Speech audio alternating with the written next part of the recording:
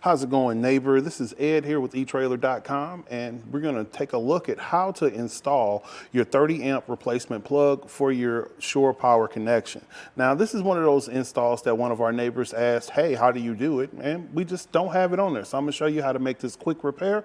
Come on over, let me show you.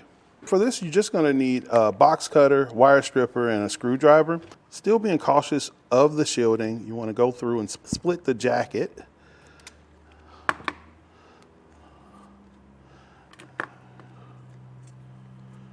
Right through here. Yeah, overcut it, but that's okay because we got this whole long row. Pull our shielding off, get some of this insulation pulled back, and now we have our 3 wires. So it looks like I might want to go a little bit longer just till we make sure we reach the points on the inside of our prongs. Let's get that pulled out there. All right. So yeah, so just so you can see, this is the goal of what we're going to do.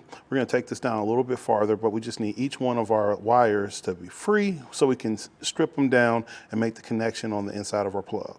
You have 6 screws. You can just get those loosened using your Phillips head screwdriver.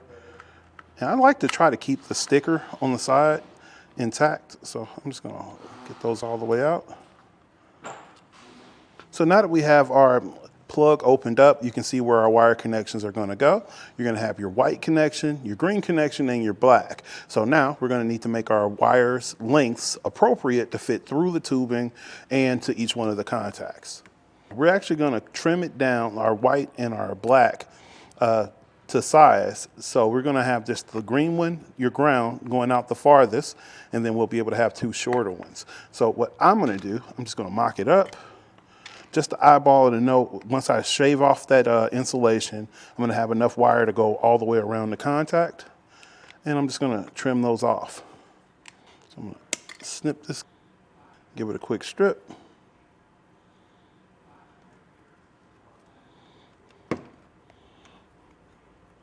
And we're going to give myself a little bit more, just so we can make sure we're getting a good contact on the inside of the plug. Yeah, that should be plenty. Now, there is a lot of people who say you shouldn't twist. There's some people that say you should twist. Go ahead and leave in the comments what you're going to do or how you make this connection.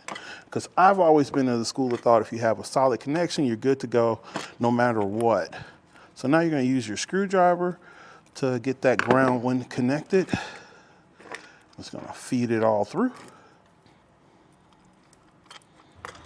So now, I'm just going to pull this guy out and make sure we get a great connection.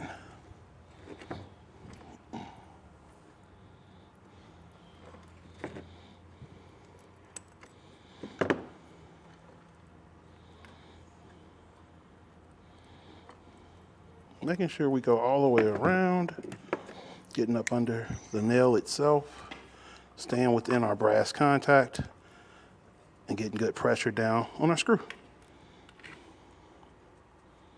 We're going to get our white and black plugs connected in the same way. And I'm just going to pull the prongs out to make myself a better connection and just trim that excess off of the end of my wire. Now that we have our setup put together in here, got our wires all matched up, we're going to align the back of our case. And this should go ridge to ridge and it'll snap right on. Cool. And now we can throw our screws back in the back. Just as easy as it comes apart, it goes right back on.